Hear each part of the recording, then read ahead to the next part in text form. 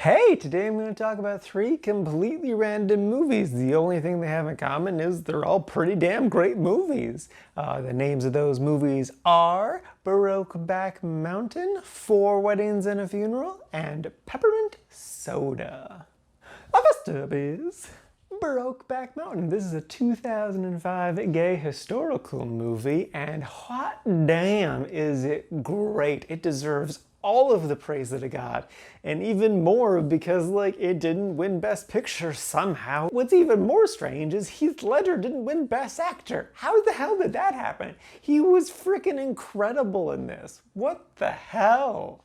The basic premise is that Heath Ledger and Jake Gyllenhaal play two farmhands who spend a summer together sheep herding. And while off in the wilderness, they fall in love. But it's the 60s and gay bashing is a very, very common thing. So the entire movie is them trying to live their lives while having this secret on the side thing, but it's, difficult to live a life of a lie. This movie is all about that love.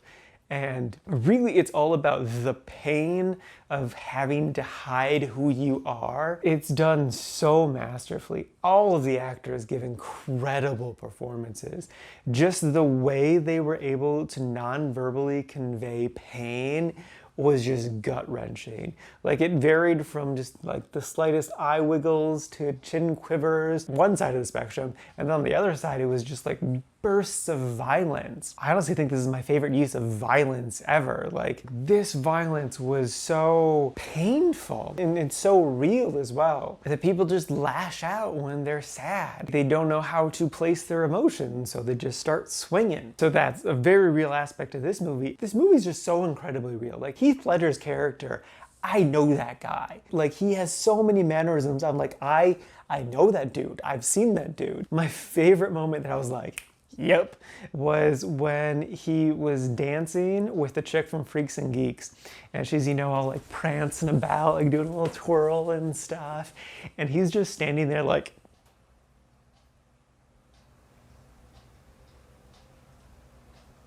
and just the most awkward he could possibly be. It's he just doesn't know how to be a human anymore. And I've seen that, I've witnessed that, and it's so good. But then Jake Gyllenhaal is also so perfect because he still has his pretty boy baby face, or it's just he's so adorable. You can so easily believe him as a different type of person than Heath Ledger's character. They had such great chemistry together too. You could really feel their relationship, and just the joy, the insane euphoric joy they got whenever they were together, and just that gut-wrenching pain whenever they were apart. But yeah, I crazy love this movie. It is so damn good. If you're like me and somehow haven't seen this movie in the last 15 years, do yourself a favor and watch this movie. It's so beautiful and so well done, and just, I know it's not going to be forgotten, but it needs to not be forgotten.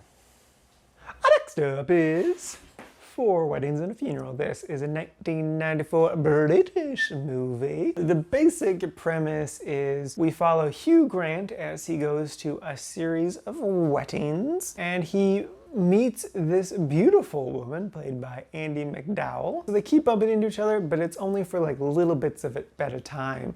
But they fall in love with each other in those little bits of time. And unlike it happened in St. Tropez, you really believe that they fell in love with each other really quickly because they have these very, very passionate moments. And the flirting really works really well. Chemistry is just great. I just recognize those two characters as people I definitely know. So it was really easy for me to buy a lot of this movie. Hugh Grant also has a bunch of misfit friends who are just hilarious. I love all of them so much.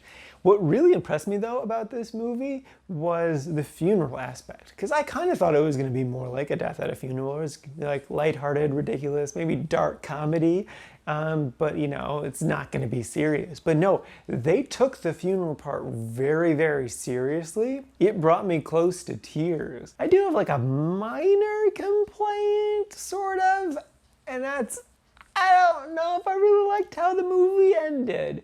Like the very end of the movie. Like the last wedding is really great. I really like that whole scene. But just kind of how they wrapped up the love story.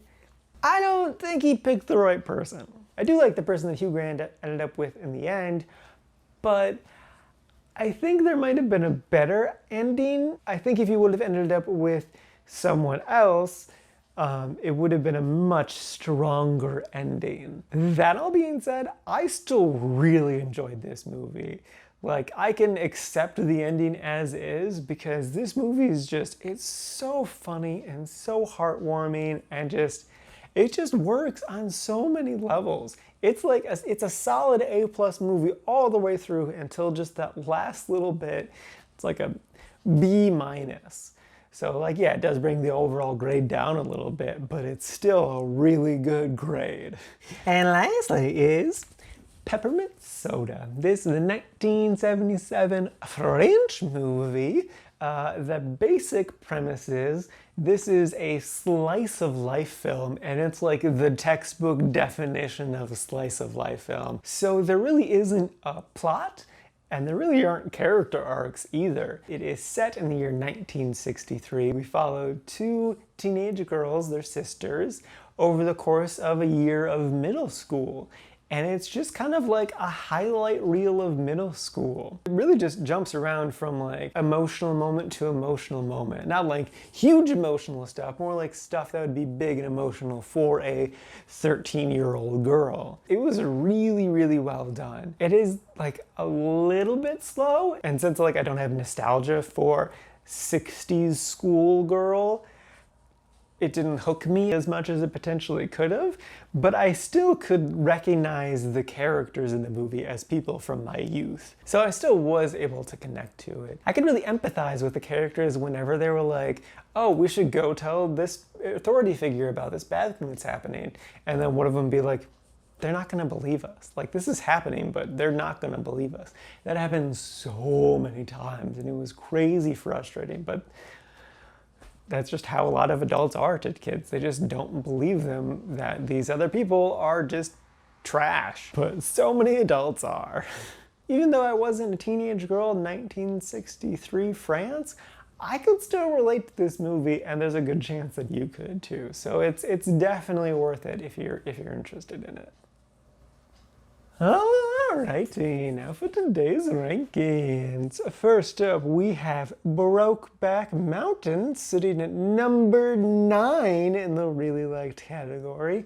I wanted to put it higher just because it's so damn good. And honestly, I would say that it's better than all of the films that are above it, but I connected to those other ones just a bit more. So like, it's definitely the best film I watched this year, but it's not ranked the highest because I didn't connect to it as much as those other ones. I still connected to it a ton. It is a beautiful love story, but just, you know, once you get to 138 movies, competition gets a little tight for that top spot. And then after that is 4 Weddings and a Funeral, also in the really liked category, sitting at number 25. And then not too terribly far behind, bringing up the rear, is Peppermint Soda, sitting at number 46 in the quite like section. And this is out of a total of 138 movies so far this year.